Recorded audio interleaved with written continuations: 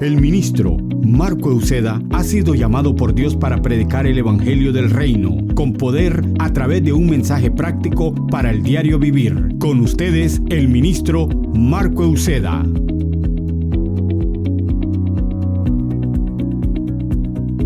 Bendiciones, saludos. Continuamos con la parte número 2 del tema El Dragón en la serie Tiempos Apocalípticos, y queremos seguir profundizando un poco acerca de este tema, y vamos a ver también, hay otra parte linda que nos podemos ver en Apocalipsis capítulo 12, que hemos estado entrando en este capítulo, profundizándolo y tratando de comprender a la luz de la palabra qué es lo que este individuo, este agente se está haciendo para destruir la obra de Dios y en el último tiempo de la iglesia aquí en la tierra, o en el fin de este mundo. Por ejemplo, el dragón feroz rojo de Apocalipsis 12:3 tiene 7 cabezas y 10 cuernos y una corona en cada cabeza. Bíblicamente hablando, el número 7 generalmente simboliza totalidad, y la cabeza transmite la idea de inteligencia, y los cuernos son símbolo de fortaleza.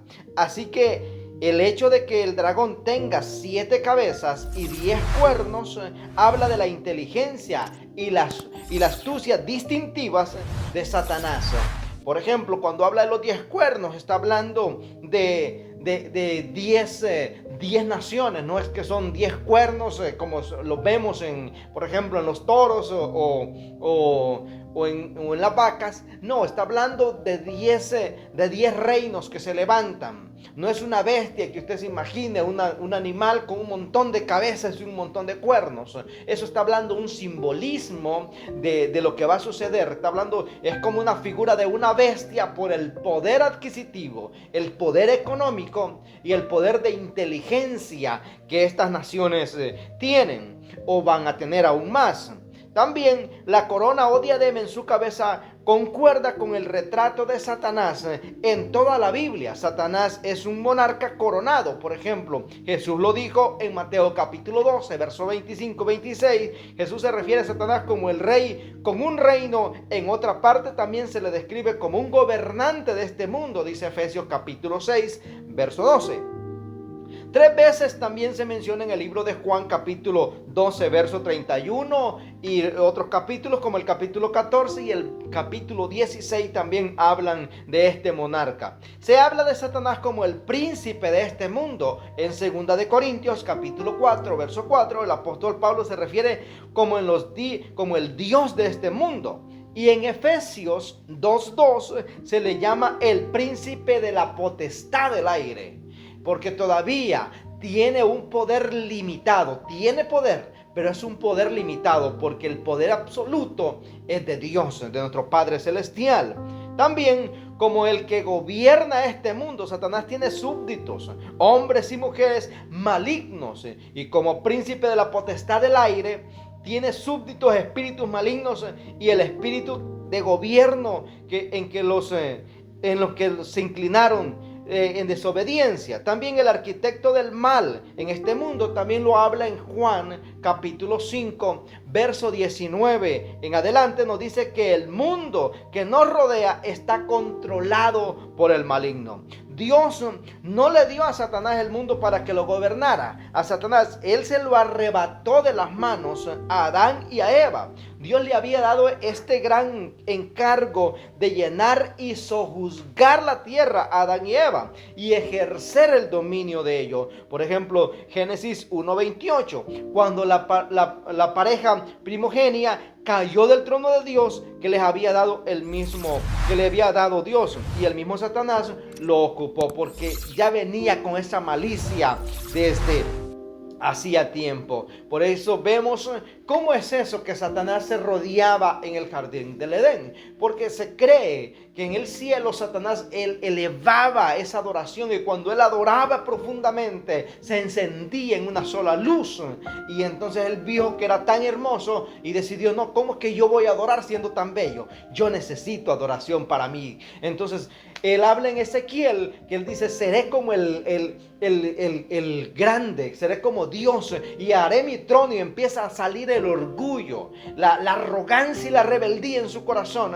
Y por ello nosotros podemos ver que destronado y vino, según los eruditos dicen, de que cuando Satanás fue destronado, él destruyó completamente la tierra. Y por eso vemos en Génesis 1 que la tierra estaba desordenada y vacía, porque en su furor la desordenó. Pero vino Dios otra vez y la ordenó nuevamente y la puso en sus cauces, y ahí puso al hombre y a la mujer. Mire que algo tan hermoso que Dios nos hizo a nosotros con un propósito de que le adorásemos a Él. Ese es el propósito suyo y mío, aparte de fungir en algún otro ministerio de enseñanza, de predicación, etcétera. Pero el mayor, o sea, el propósito mayor es la adoración, que adoremos a Dios. El ser humano ha nacido para adorar, y por ello el que no adora a Dios adora, por ejemplo, a las drogas, al alcohol, a las mujeres, a muchas otras cosas. Y si no, busca un pedazo de madera y comienza a adorarlo,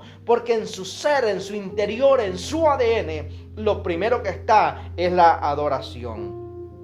También en Génesis 4 también dice acerca de la cola de Lucifer. Con la cola dice que arrastró la tercera parte, engañó la tercera parte de las estrellas en el cielo y las arrojó a la tierra. Y las estrellas representan ángeles, como son llamados mientras cantan junto con la creación del mundo. En Job capítulo 38 habla de que cuando Lucifer cayó en orgullo y arrogancia, que hablábamos hace un momento atrás, contra Dios, se llenó o se llevó una tercera parte de los ángeles con él. Algunas personas batallan con esta idea de que Satanás tenga ángeles, con base en la posición de que todos los ángeles son buenos. No todos los ángeles son buenos, hay ángeles caídos, y por eso hay que tener mucho cuidado, porque dice el apóstol Pablo que se presenta como ángel, se presenta como ángel de luz, pero no es un ángel de luz. Entonces, no todo aquel que, por eso la Biblia es clara, dice: si un ángel se te presentara con otro evangelio diferente, no lo creas, porque ya está establecido. No hay que ser engañados. Tenemos que tener ese cuidado de estar siempre disfrutando las escrituras para poder estar en la luz y en la verdad del Señor. También Apocalipsis 12 nos dice que Miguel dirigió una hueste de ángeles contra el dragón y de sus ángeles. En el discurso de Jesús en el Monte de los Olivos también afirmó que Satanás tiene ángeles. Luego el rey dirigirá a los de la izquierda y dirá: fuera de aquí ustedes, los malditos, al fuego eterno preparado para el diablo y sus demonios. Hablando Jesús en Mateo 25:41. En segunda de Pedro 2:4 y Judas 1:16 leemos que algunos de los ángeles caídos están encarcelados y los que no son los cómplices de Satanás, pues no luchamos, dice Efesios 6:12, contra enemigos de carne y hueso, sino contra gobernantes malignos, de autoridades del mundo invisible, contra fuerzas poderosas de este mundo tenebroso y contra espíritus malignos en los lugares celestiales. Nuestra lucha no es contra sangre y carne. Por ejemplo, si usted ve haciendo a una persona haciendo cosas negativas y inapropiadas, no es en sí la persona, es un espíritu obrando a través de esa persona. Es un espíritu que ha tomado posesión de ese cuerpo para robar, para matar, para destruir, para hablar cuantas cosas.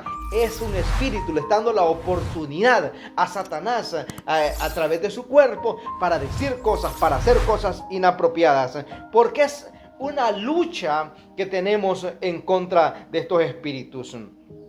Claramente estos ángeles malignos, al igual que su Señor, también tiene una gran libertad en el universo. Lucifer se le permitió meterse en el huerto del Edén y él tiene el acceso restringido a la presencia de Dios, donde acusa constantemente a los hermanos. En Job capítulo 1 vemos cómo acusó a Job. También en Apocalipsis 12:10, los siervos de Satanás de igual manera están trabajando en el mundo y ejecutan su estrategia diabólica. Están ejecutando estas estrategias perversas para destruir, para tratar de llevarse a cuantos millones de almas, puedan al infierno. Pero no es el corazón de Dios. Por eso dice las Escrituras que Él no quiere que nadie se pierda, sino que todos procedan al arrepentimiento. Porque el propósito de Satanás desde el principio mismo ha sido destruir al hijo de la mujer. Hablando de Jesús, cuando la mujer estaba a punto de dar a luz, el dragón se paró delante de ella, listo para devorar al bebé. Y cuando naciera, dice Apocalipsis 12:4, cuando Dios le dijo a Satanás en el huerto del Edén, mire, aquí volvemos, en el huerto del Edén, que de la simiente de la mujer, le golpearía la cabeza. En Génesis 3:15, Satanás comenzó con su campaña para erradicar esa simiente, para querer destruir esa simiente. Y nosotros hasta el día de hoy podemos ver cómo se ha denigrado a la mujer, cómo Satanás ha buscado destruir a la mujer, destruirla de diferentes maneras. Pero Dios, en su poder y en su misericordia, ha levantado mujeres valientes también. Ha levantado mujeres profetas, mujeres que cuando se levantan o se ponen de rodillas, son mujeres que mueven la mano poderosa de Dios a favor de la humanidad. Pero también podemos ver cómo Satanás comenzó esta campaña de querer erradicar esa simiente de la mujer por medio de la profecía que él prometió. Surgiría de Israel el adversario. Esto hizo que él pudo evitar de que esa nación se formara. Él trató hasta lo imposible de que esta humanidad o que esta nación se levantara, este pueblo de Israel se levantara. ¿Cómo él buscó la manera? Por ejemplo, cuando vemos que Dios le habla a Abraham que salga de su tierra y su parentela, él sale en obediencia a Dios, pero él buscó sellarle el vientre a Sara, haciéndola estéril. Y también podemos ver en la vida de Jacob también, cómo Esaú buscó matar a Jacob, a su propio hermano. Si mataba a Jacob, ya el país de Israel no se haría, porque de Jacob vienen las 12 tribus de Israel. Cuando Dios, en una lucha de Jacob con el ángel, él luchó y le cambió el nombre a Israel. Por ello vemos que en cierto momento de la historia de Israel, Satanás casi tuvo éxito. ¿Por qué casi tuvo éxito? Porque a través de la línea de David, después de que el descendiente de David, el rey Josafat, vamos a ver esa parte también en Segunda de Crónicas, murió. Una serie de intrigas comenzaron a suceder, asesinatos, eliminando a toda la línea davídica, excepto al rey Ocosías y a su familia. También Ocosías fue asesinado y la reina madre usurpó la corona y mató a todos sus hijos, y con eso finalmente terminó con la línea real. O eso ella pensó, o Satanás pensó, bueno, casi eliminé esta línea. Pero la esposa del sumo sacerdote logró esconder al hijo menor, más pequeño de Ocosías, a Joás, hasta que pudo ser coronado ese niño, el único sobreviviente varón de la realeza de Israel. Residía la simiente prometida y el propósito final de Dios. Podemos ver nosotros cómo desde el principio ha venido esa guerra. Satanás queriendo destruir al pueblo de Dios, queriendo destruir a Israel, a toda esa generación, a esa genealogía, queriendo destruir, por ejemplo, a mujeres que traen un propósito divino, hombres que traen un propósito poderoso para hacer cosas grandes aquí en la tierra. Busca pararlos a través de la esterilidad, a través de alguna enfermedad, a través de cualquier cosa. Pero cuando ese propósito ya fue decretado en el cielo, va a tener un cumplimiento, sea como sea. Ahora, podemos ver esta historia en Segunda de Crónicas, capítulo 22, versos 10 y 12. Dice las Escrituras: cuando Atalia, la madre del rey Ocosías de Judá, supo que su hijo había muerto. Mire, esta mujer con un corazón perverso, porque se dejó llenar por la avaricia y por las mentiras de Satanás. Dice, comenzó a aniquilar el resto de la familia real de Judá. Pero Josaba, hermana de Ocosías, la hija del rey Yorán, tomó a Joás, el hijo más pequeño de Ocosías, y lo rescató entre los demás hijos del rey que estaban a punto de ser ejecutados. Vino, lo apartó y lo escondió. Josaba puso a Joás con una nodriza en un dormitorio. Y de esa manera Josaba, esposa del sacerdote Joida y hermana de Ocosías, escondió al niño para que Atalia no pudiera asesinarlo. Joás permaneció escondido en el templo de Dios durante 6 años, mientras Atalia gobernaba el país. Mire cómo la soberbia y el orgullo, cómo mancha de sangre Satanás las manos de cuánta gente por una posición, por el hambre al poder, por el deseo a una posición. Por ello es importante alinearnos a la palabra de Dios y no permitir que esas malicias del enemigo vengan a manchar nuestras manos y salir del propósito de Dios. Entonces, por ejemplo, cuando Satanás se vio frustrado pero intrépido, impulsó al malvado Amán a tomar la exterminación de todos los judíos, buscando levantar la mano para destruirlos completamente. Y dice la palabra en Esther capítulo 4, verso 14, si te quedas callada, le dijo su tío, si te quedas callada en este momento, en un momento como este, el alivio y la liberación para los judíos surgirá de algún otro lado, pero tú y tus parientes morirán. ¿Quién sabe si no llegaste a ser reina precisamente para un momento como este? Mire qué palabras tan contundentes le dijo este varón a esta reina. Y esta reina se paró y habló, y eso detuvo la muerte para el pueblo judío. También podemos ver cuando el niño prometido finalmente nació, inculcó miedo y odio en el rey Herodes. Hablando en Mateo capítulo 12, verso 16, dice las escrituras, cuando Herodes se dio cuenta de que los sabios se habían burlado de él, se puso furioso. Mire, se puso furioso, la misma furia que traía el dragón cuando fue expulsado del cielo. Se puso furioso. Entonces, basado en lo que le dijeron los sabios, la primera aparición de la estrella, Herodes envió a los soldados a matar a todos los niños que estuvieran en Belén y en sus alrededores, que tuvieran menos de 2 años. Mire qué muerte tan cruel tuvieron estas pobres criaturas por el odio, por la perversión de un ser, de un agente de este último tiempo que fue destronado del cielo por el orgullo, por la rebeldía. Y eso se la ha inculcado en el corazón de muchos hombres perversos que han permitido que su corazón se llene de esta malicia y de este cáncer que ha entrado en la humanidad, el hambre, el amor, el deseo a un poder.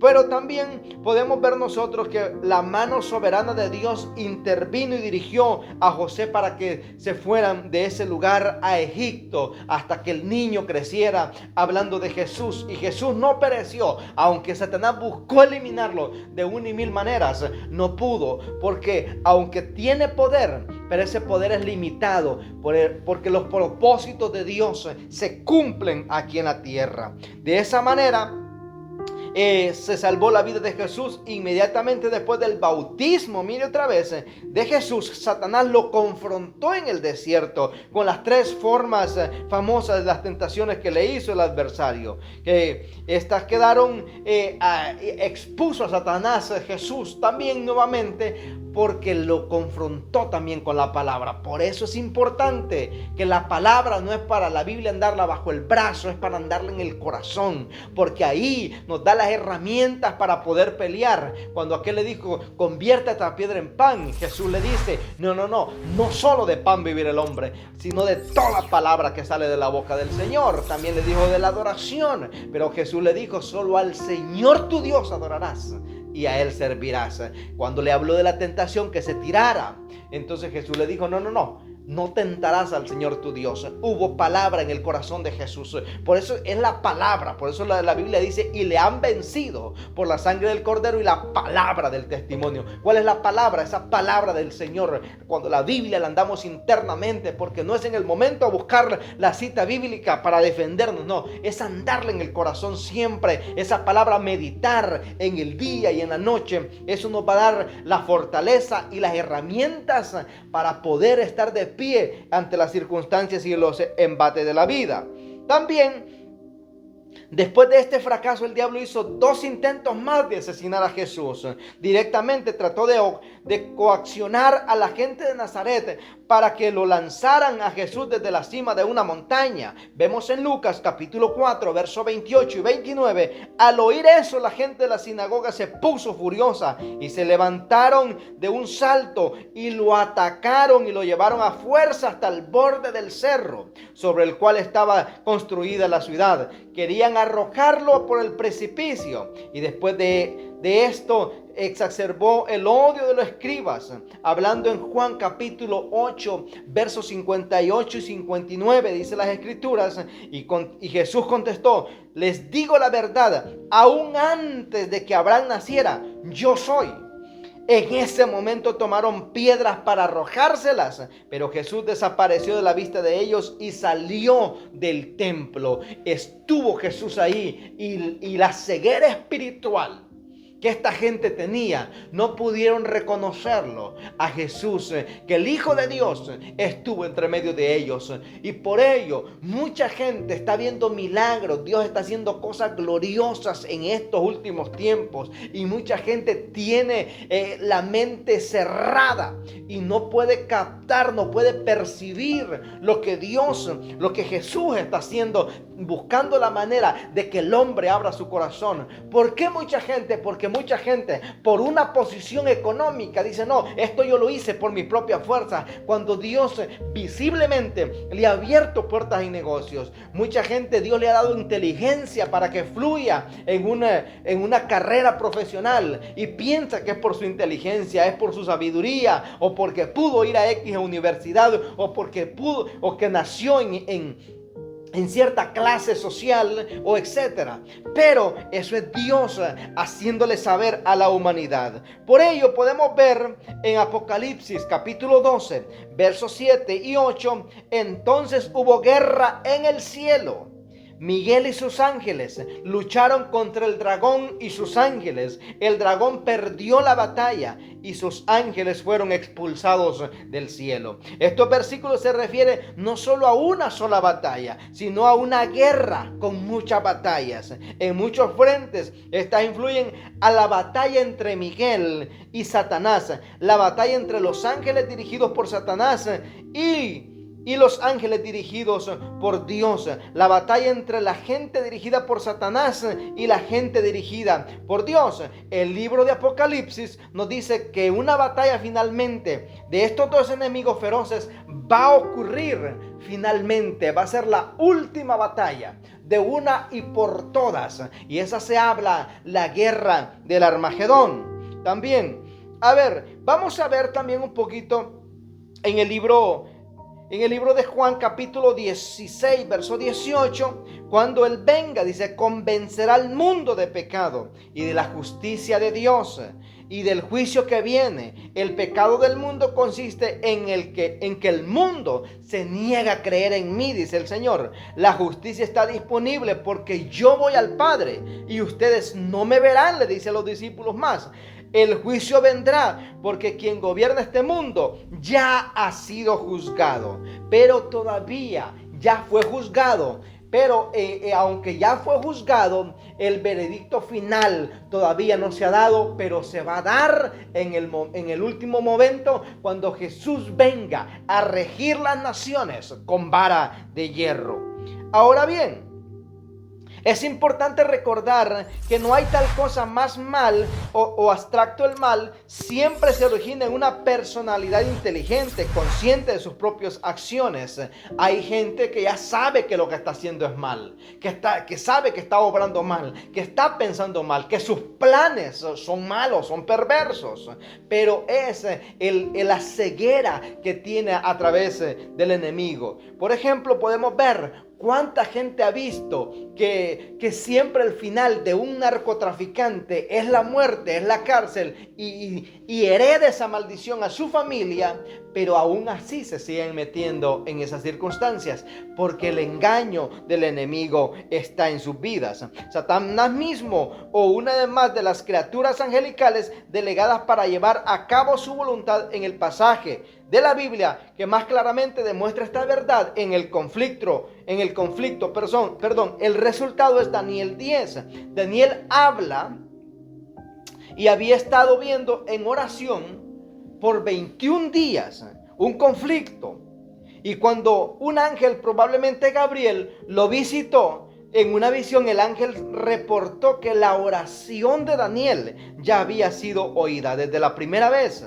La expresión, pero mientras Gabriel volaba para dar la respuesta, el príncipe de Persia, mire cómo está organizado. Hay príncipes, por eso la Biblia dice en Efesios 6 que nuestra lucha no es contra carne ni sangre, sino contra principados, contra huestes espirituales en las regiones celestes. Entonces, cuando esa respuesta venía, hubo una guerra y una intersección en esa respuesta. Por eso podemos ver la guerra que siempre está en los aires. Hay muchas oraciones que tenemos que mantener una persistencia hasta ver ese resultado en nuestras vidas. Por ello, vemos en Daniel este episodio tan hermoso que nos deja en claro la guerra que nosotros tenemos. En el hecho, por ejemplo, el oponente que se edifica, por ejemplo, como el príncipe de Persia, deja ver cómo Satanás ha organizado estas tropas. Están organizadas por las regiones, por los lugares, para detener las oraciones de los justos. Por ejemplo, Daniel en Babilonia era un príncipe que ese príncipe cuando oraba, los secretos se le revelaban, por muy profundos y difíciles que fuesen. Había una revelación profunda de parte de Dios y bloqueaba, destruía los decretos que Satanás hacía a través del rey Nabucodonosor. Por ello podemos ver todo esto. Por eso Jesús le dije a los discípulos, cuando Él venga, convencerá al mundo de pecado, hablando del Espíritu Santo, y la justicia de Dios y el juicio que viene. El pecado del mundo consiste en que el mundo se niega a creer en mí. Hay una negación. Por ejemplo, la gente se niega a creer en Jesús, pero es la verdad Jesucristo. También Hebreos capítulo 2, verso 14 dice las Escrituras: debido a que los hijos de Dios son seres humanos, hechos de carne y sangre, el Hijo también se hizo sangre y se hizo carne, pues solo como ser humano podía morir, y solo mediante la muerte podía quebrantar el poder del diablo, quien tenía el poder sobre la muerte. O sea, por ejemplo, vemos en el Antiguo Testamento las guerras que habían en los países, muriendo y haciendo cuántos miles de personas, millones de personas morían en las guerras. Obviamente usted dice, pero hoy también sucede. Sí, pero antes ese era el modus operandi, aún de una dimensión tremenda. Pero cuando vino Jesucristo y en la muerte y resurrección, entonces Él tomó el poder de la muerte, le quitó. Por eso le dice: ¿dónde está muerte tu aguijón? ¿Dónde sepulcro tu victoria? Porque Jesucristo se levantó en poder, en victoria, destruyendo todo eso. Y vamos a ver el surgimiento del Rey de Reyes, gobernando las naciones en justicia. Cuando todo esto termine, el veredicto, sabemos cuál va a ser de Satanás, echado al lago de fuego.